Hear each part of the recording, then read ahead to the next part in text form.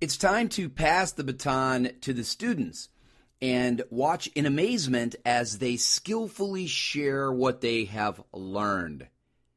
I'm Mark Barnes, and this is the Hack Learning Podcast, and today we are hacking report cards, talking about the whys and hows of student self-grading.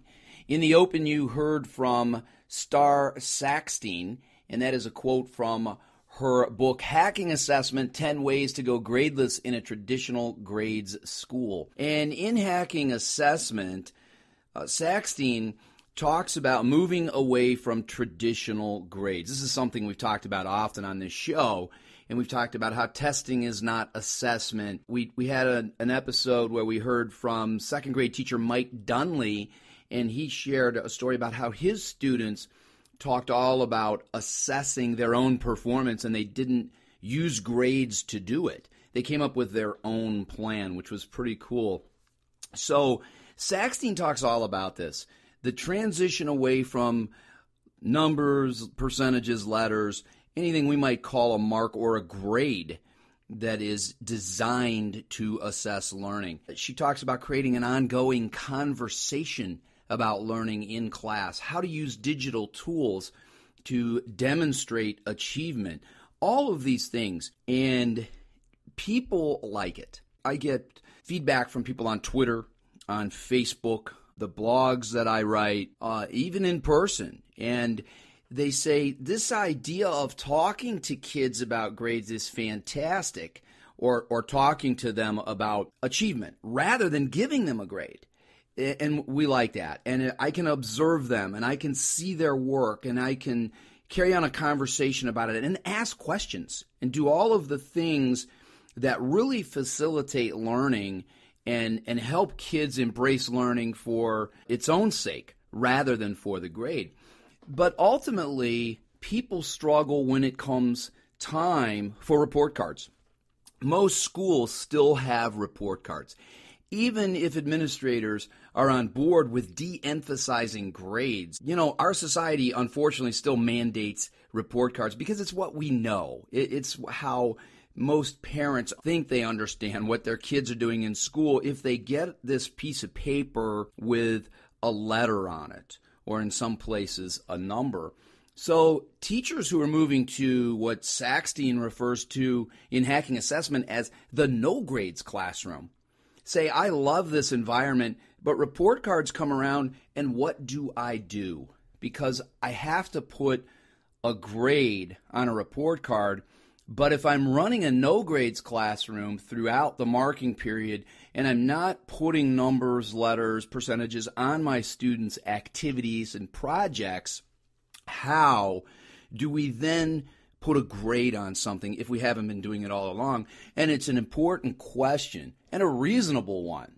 So in Hack Learning, what we like to do is provide right now solutions, things that you can actually do that aren't all about some 5-year plan. So here's 5 strategies for successful student self-grading. And that's what we're going to do. When report card time comes around, we're going to talk to kids, and we're going to have them assign their own grade. A lot of people think this is crazy, but here's how it works, and you can see these listed on the show notes at hacklearning.org. So the first thing to do is explain what self-grading is and why we do it. And this is important. We need to do this at the beginning of a school year.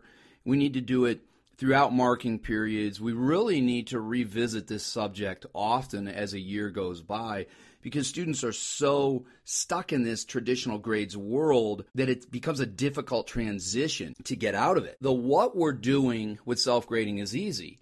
We're going to go to students at the end of a marking period, and we're going to say, we have to put a grade on a report card because it's mandated. We're told as teachers we have to do this.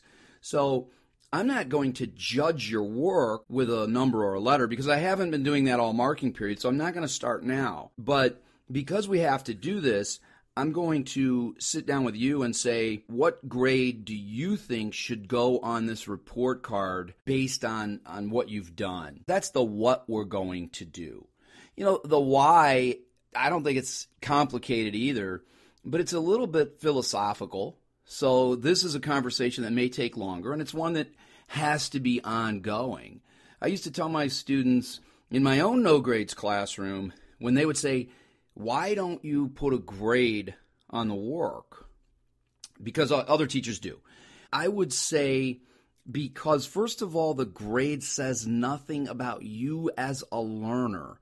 It's an arbitrary number, and it's subjective. You know, teachers make all the decisions on what an activity is valued at, and then the criteria used to assign a number or a letter. So a lot of subjectivity is involved in this. I told students, I think that looking at what you're doing and talking about it is really more indicative of learning than labeling you with something that is really arbitrary. And you have to continue with this conversation. So step 1, explain what self-grading is and why we do it. Step 2, help students develop self-grading tools. Now, there's a lot of great tools available. First of all, we really need to start looking at digital portfolios. We can capture the conversations we're having about learning. So that's one thing we can do. We can look at the tools that exist. Also, we can help kids create tools that guide the conversation. I like to use what I call SE2R, which is summarize, explain, redirect, and resubmit. And I think I've talked about that in another episode here at the Hack Learning Podcast. So what we do is we just say, here's what I see, here's what the assignment was, and if we don't agree that there's mastery learning, then we are redirected back to something we've done before. Prior learning, a model, a video, something, maybe a student who can help. And then we give the work back, and that creates the iteration that is necessary to get to mastery. There's many tools like this. We can sit down with kids and say, what can we use that will guide you? Sort of create a checklist for learning. And this is really important. So help students develop self-grading tools. Step 3 for successful student self-grading, at report card time, conduct individual conferences in which the student explains what grade he or she should receive. And we have to continue to emphasize that we don't believe in this labeling process. Grades lie. It's as simple as that. They don't say anything about learning. We need to emphasize that to kids. We can't not put grades on work throughout a marking period and then suddenly say, okay, we're going to do this without explaining it. We have to always go back to the bureaucracy. I did that willingly and would say, we have to do this because it's what society does. Okay, so I want them to understand that. And I said, I don't care about this grade because I don't think it says anything about learning.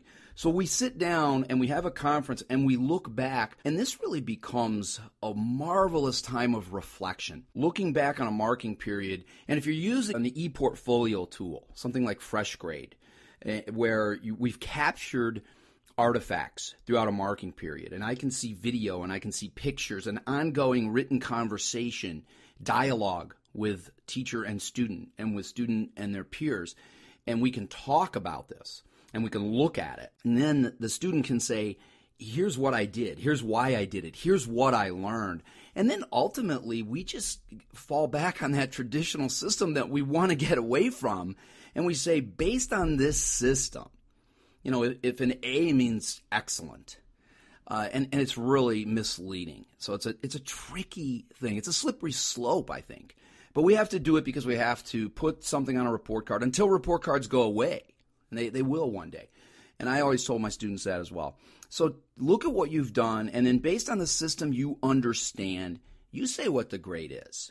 And kids are amazing how critical they become on their own work. I had a lot of students who said, well, I don't think I did enough. I need an F. You know, I deserve a D. They're pretty critical, and I think that's amazing. Step 4, or strategy 4, is avoid arguments about the grade. If you think a student is inflating the grade, again, using the old system, if a student says, well, I should get an A, and you think, I think there's a lot of times that I didn't see mastery of whatever we were doing, and I'm not too sure about that, you can talk about it. And you can always go back to reflecting on the work, which is so valuable. But then, if a student sticks to something and you don't like it, you just ultimately have to put the grade on. And you can't say, no, I'm not going to do that, because I think that undermines your philosophy that grades aren't important. So we have to really be careful of that. And strategy 5 for successful student self-grading during report card time, tell parents about the process. I had parents call or email me often when a report card would go home and say, why did my daughter get a B, or why did my daughter get a D, or whatever? And my response was always, that's the grade she gave herself. And parents were amazed at that. We had some marvelous parent-teacher conferences around that idea that a kid graded himself or herself. So it's important for them to understand that, and parents will ask why. So you'll go back to strategy 1, explaining the why. Why do we do this? And you're going to really explain to parents the same way you do with kids.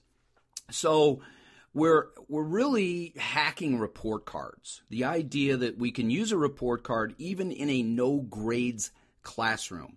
We just have to use some strategies for successful self-grading.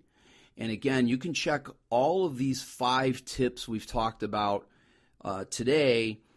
You can check those out at hacklearning.org on our podcast page. Look for hacking report cards. And tell us what you think. You can comment there. You can also reach out to us on Twitter at #hacklearning and on our Facebook page.